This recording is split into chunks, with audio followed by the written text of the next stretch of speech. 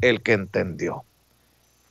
Bueno, déjeme saludar en estos momentos, déjeme enlazarme con nuestro amigo Jesús Lemus, periodista de a pie, periodista independiente, para hablar de este y otros temas. Mi querido Jesús, ¿cómo estás? Muy buenas tardes. Buenas tardes, saludos mi querido Vicente Serrano, con el gusto y el placer de saludarte como cada jueves. Oye, antes de entrarle al tema que tenemos pactado para Sin Censura, ¿qué piensas de Don Beltrone en relación a la película del Padrino por Don Corleone? Así se le conoce ya en redes sociales a Manlio Fabio Beltrone Rivera, Don Beltrone. ¿Cómo ves todo este cochinero? Fíjate que este cochinero, mi querido Vicente, de Don Beltrone, efectivamente, pues no es raro que brote. Ya sabíamos de las corruptelas de este señor, ya sabíamos de sus relaciones, ya sabíamos de su gusto por la corrupción y por el dinero, y de sus relaciones pues con dos poderes fácticos importantes del país, como es la delincuencia de cuello blanco, los empresarios, me refiero a algunos de los empresarios, no todos, y por supuesto la otra delincuencia, la del crimen organizado. Entonces, Don Beltrone estaba por ahí relacionado desde hace mucho tiempo. Yo lo señalo en mi libro de México a cielo abierto, si me lo permites hacer la promoción. Yo lo señalo en mi libro de cómo este señor Don Beltrone se benefició enormemente porque tuvo dos socios muy importantes, mi querido Vicente, no hay que perder de vista. Por un lado, te digo, por el lado de la delincuencia organizada, pues él está muy relacionado y hay investigaciones por parte de la PGR que seguramente no tardarán en votar, que lo vinculan, por supuesto, con Ismael Zambada García, el famoso Mayo, jefe del cártel de Sinaloa, en sus relaciones por ahí de trasiego de drogas en el uso de las fronteras del paso fronterizo de Sonora precisamente hacia Estados Unidos. Entonces por ahí hay unas investigaciones que lo vinculan directamente al ex senador Manlio Fabio Beltrones, pero también hay otras investigaciones que seguramente, bueno, que ya las había dado a conocer la unidad, no la unidad, la Auditoría Superior de la Federación, que son seguramente donde hoy se agarra la unidad de inteligencia financiera para establecer de dónde pudiera haber esos recursos, esa cantidad de recursos como los que manejó la senadora Silvana Beltrones, ¿no? De 10.4 millones de pesos en un banco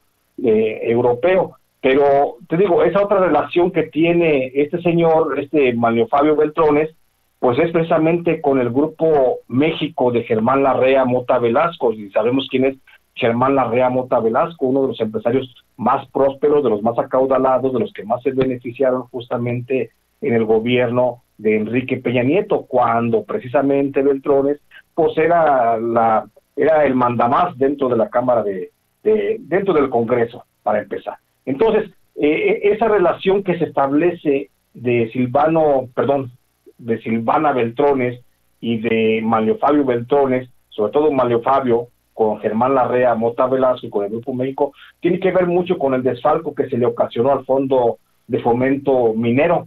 Ese fondo, bueno, el fideicomiso del Fondo de Fomento Minero, que es una parte donde, es un fondo donde se iba a dar una parte de los recursos que las mineras aportaban por supuesto pago de regalías a ciertos municipios mineros, pero que nunca prácticamente iba a dar al grueso de la sociedad. Entonces, parte de ese fondo minero, que habría que decirlo, el Estado de Sonora es el que más se beneficia con ese fondo minero, es lo que pudo haber sustraído este señor Manlio Fabio Beltrones, porque él manejó plenamente, por la relación que te digo que tiene con Germán Larrea Mota Velasco, él manejó y usó por ahí terceras, segundas personas para el manejo de estos recursos, y de ahí podemos estar hablando y presumiendo que se pudo haber sustraído gran cantidad de esos recursos que, bueno, de alguna forma había que ocultarlos y que hoy hayan salido a la luz pública, de que esta señora Silvana Beltrones, bueno, los fue a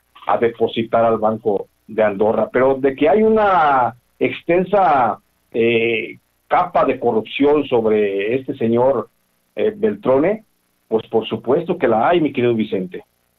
Oye, nada más para que lo busque la gente, ¿en cuál libro escribiste sobre él? Yo escribí en en el libro que se llama México a cielo abierto, editorial Grijalvo, publicado en el 2017. y ahí yo establezco la relación que tiene este señor Manlio Fabio Beltrones con las mineras y cómo él fue un gran interlocutor de estos empresarios. Digo, en Sonora es un caso muy particular, tú lo conoces, mi querido Vicente, tú eres oriundo de esa región. Tú sabes cuál es el poder real que tiene este empresario Germán Larrea Mota Velasco y cómo ha manipulado gobernadores tras gobernadores, que él llega y él impone prácticamente al gobernador que le conviene en la región, porque justamente en Sonora es donde tiene la mayor cantidad de minas de su interés. La joya de la corona, por supuesto, es la mina de Cananea de Buenavista del Cobre, ahí en Cananea. Entonces creo que eso ahí hay mucho que ver con estos desvíos de recursos que podrían atribuírsele hoy a Manlio Fabio Beltrones, pero que pues por supuesto no quedan exentos otros gobernadores de Sonora, porque este señor Germán Larrea Mota Velasco es el gran corruptor en esa entidad, por el beneficio de la industria minera. Te digo, esas historias yo lo señalé en el 2017 en el libro México a cielo abierto.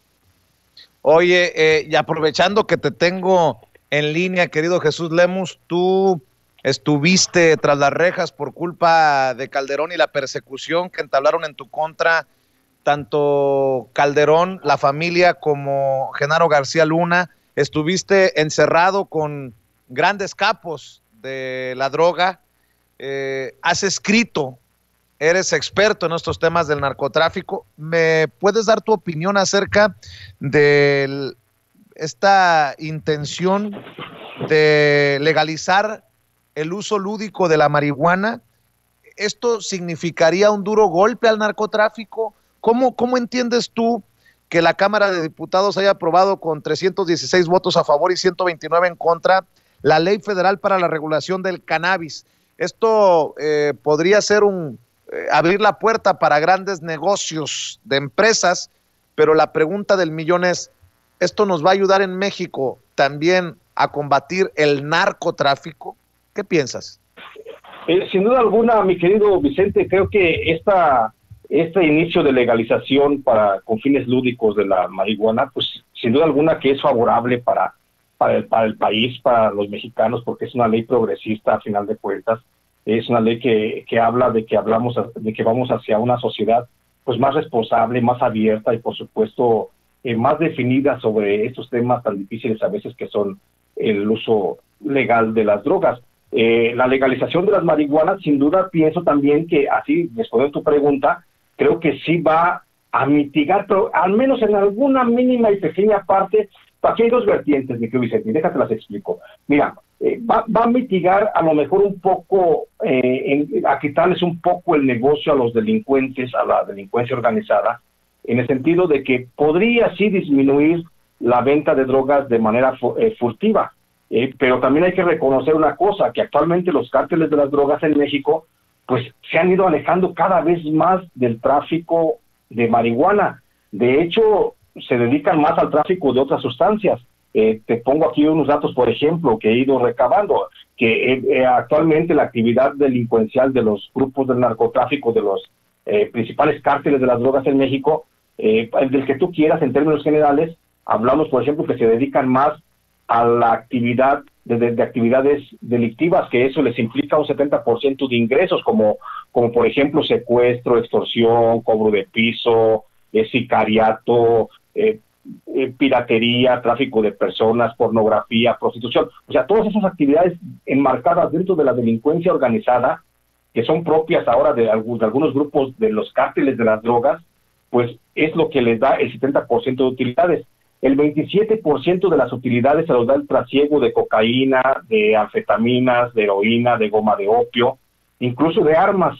Y solamente el 3% de los ingresos es lo que se aporta el tráfico de la marihuana. Por lo tanto, respondiendo a tu pregunta, es que sí les va a quitar el negocio, por supuesto, pero será muy poco el impacto económico que tenga sobre las estructuras criminales.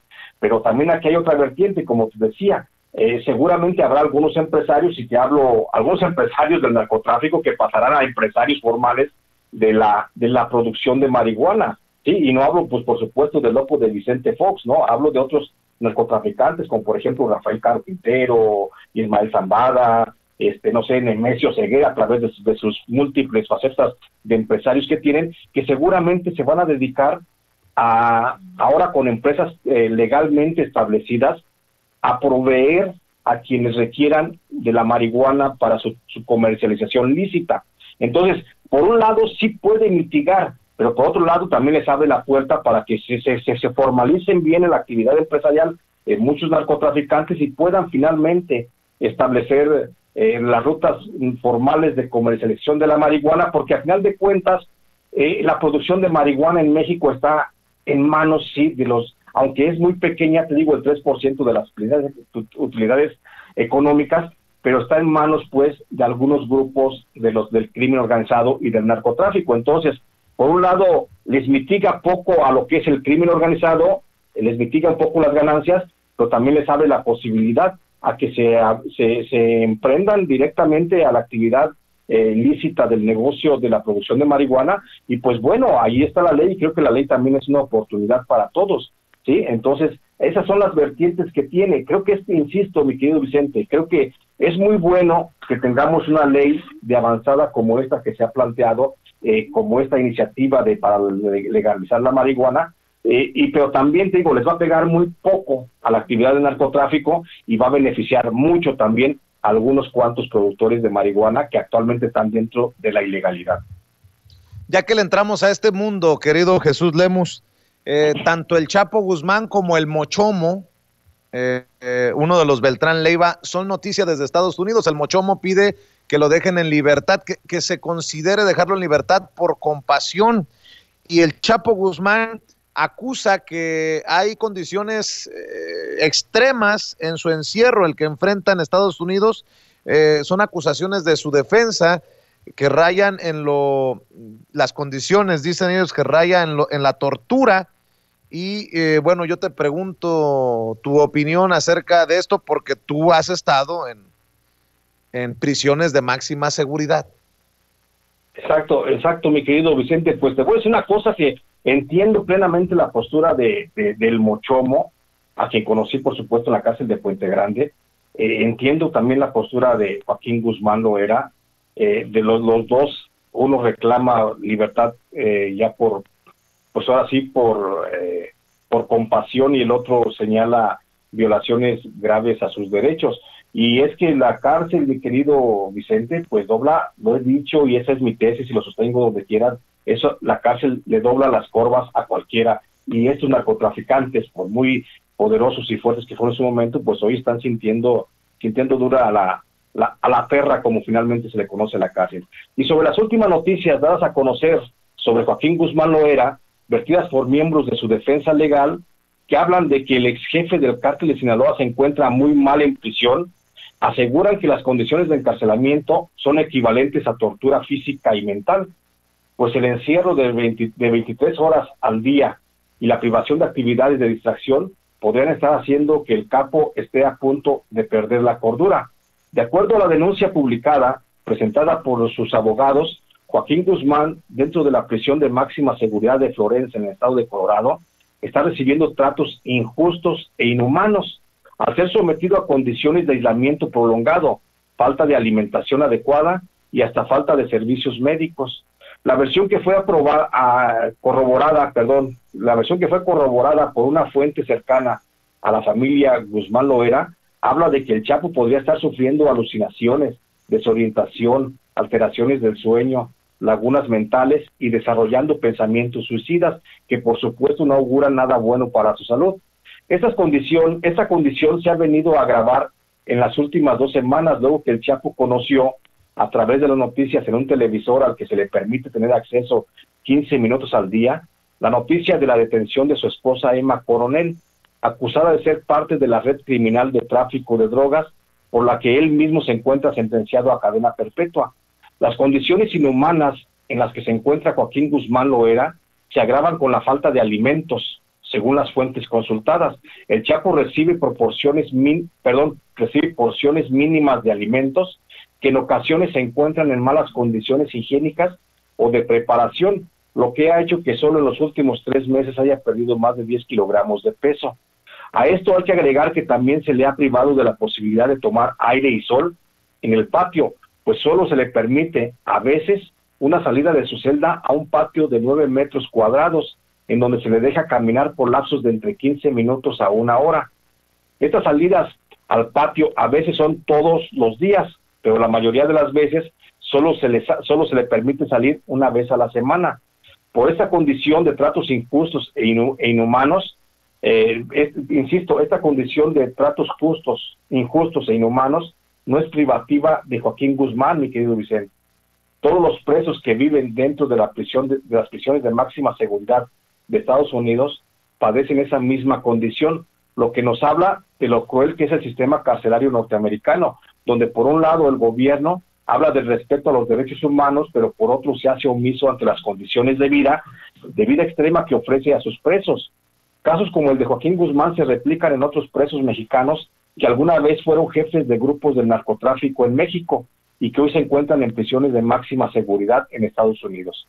Al día de hoy, en cárceles norteamericanas de máxima seguridad, se encuentran más de 1,078 presos mexicanos que fueron extraditados a Estados Unidos solo entre el 2006 a lo que va del 2021. Entre estos presos que no solo enfrentan condiciones extremas de aislamiento, sino también trato equivalente a la tortura física y mental, se encuentran Jesús Vicente Zambada Niebla, el Vicentillo, hijo de Ismael El Mayo Zambada, líder del cártel de Sinaloa, Juan José Quintero Upayán, Don Juanjo, principal operador del cártel de Juárez, Benjamín Arellano Félix, el líder del cártel de los Arellano Félix. También han acusado tratos inhumanos las defensas de Alfredo Beltrán Leiva, el Mochomo, líder del cártel de los Beltrán Leiva, Edgar Valdés Villarreal, la Barbie, operador del cártel de los Beltrán Leiva, Jorge Eduardo Sánchez Costilla, el COS, líder del cártel del Golfo, y Rubén Oseguera González, el Menchito, hijo de Nemesio Oseguera Cervantes, líder del cártel Jalisco, Nueva Generación, entre otros presos en Estados Unidos. Con relación al trato que recibe Joaquín Guzmán, la defensa de este ha argumentado que para salvarle la vida solicitará la repatriación de su cliente a México, lo que se ve difícil que se pueda dar por el simple antecedente de que en México no hay una cárcel que pueda contener a Chapo, como ya se le quedó demostrado en 2 ocasiones, cuando se fugó de la cárcel de máxima seguridad de Puente Grande en Jalisco y del Altiplano en el Estado de México. Además, el argumento de la defensa del Chapo para solicitar su repatriación a México es débil, pues aduce la búsqueda de mejores condiciones de vida dentro de prisión, pero en México ninguna cárcel federal ofrece condiciones de vida dignas para sus presos. La totalidad de las cárceles mexicanas, las llamadas de máxima seguridad, ofrecen las mismas condiciones de vida o peores a las que enfrenta Guzmán Loera en Estados Unidos. En todas las cárceles federales de México, según lo reconoce la propia Comisión Nacional de los Derechos Humanos, se registran casos de tratos crueles e inhumanos. No hay una sola cárcel en México, mi querido Vicente, que de las cárceles federales hablo, que ofrezca condiciones de vida apegadas a los derechos humanos. Y de eso hablan por lo menos 1,461 denuncias presentadas ante la Comisión Nacional de los Derechos Humanos solo entre el 2016 a lo que va del 2021, donde familiares de internos refieren que sus presos son privados del sueño, de la alimentación, de servicios de salud y de actividades de esparcimiento dentro de los penales. Esta privación a lo más elemental de la vida, como dormir y comer, que no se establece en ningún código penal, es parte de la política carcelaria del gobierno mexicano, la que se viene arrastrando desde las pasadas administraciones y que el actual gobierno federal no ha podido revertir, porque ya es como una tradición que han asumido en forma arbitraria los directores de todas las cárceles federales de maltratar a los presos. Por esa razón no hay salida para Joaquín Guzmán Loera, no hay posibilidad de que en caso de ser regresado a México pueda mejorar sus condiciones de vida dentro de cualquier cárcel federal, y tampoco se observa ni remotamente que sus condiciones mejoren dentro de cualquier cárcel de máxima seguridad en Estados Unidos. El único resquicio que le queda a Guzmán Loera para mejorar sus condiciones de aislamiento es que pueda negociar con el gobierno de Estados Unidos un acuerdo en el que tendría que ser a cambio de información para poder dar con la captura de algunos de los peces gordos del narcotráfico que todavía son buscados por el gobierno norteamericano en México. Pero esa situación se ve todavía un tanto más difícil, sobre todo porque Guzmán Loera es un hombre de lealtades, por lo que seguramente en su foro interno tendrá que enfrentarse al debate en los próximos días de salvar su vida o seguir firme en sus principios de lealtad para con los que fueron en algún momento sus socios dentro del narcotráfico. Ese es mi comentario, mi querido Vicente.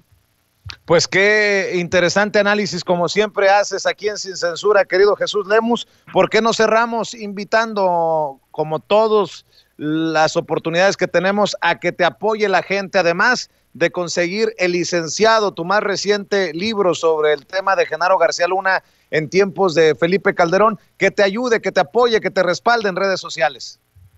Claro que sí, muchas gracias, mi querido Vicente, y agradecerle, por supuesto, a toda la generosa audiencia de Sin Censura el respaldo que me han dado, y seguirlos invitando para que sigan buscando el libro El Licenciado. Está disponible en todas las plataformas digitales de todas las librerías, se los hace llegar, por supuesto, a su casa. Mucho me apoyan comprándolo, porque eso me sirve para seguir haciendo trabajos de investigación. Soy un periodista independiente, no tengo un sueldo de ninguna empresa editorial, por supuesto, y entonces eso es lo que a mí me sostiene, y a mí me siguen y me encuentran en redes sociales. En Facebook estoy como Jesús Lemus Barajas, y en Twitter estoy como @Lemus Barajas.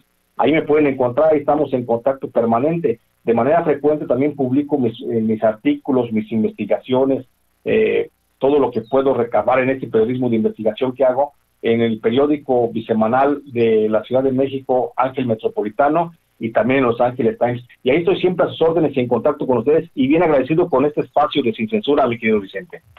Gracias, querido Jesús. Los agradecidos, los honrados somos nosotros. Te mando un abrazo y estamos en contacto. Gracias, un fuerte abrazo, estamos pendientes. Bueno, ya que estamos en estos temas,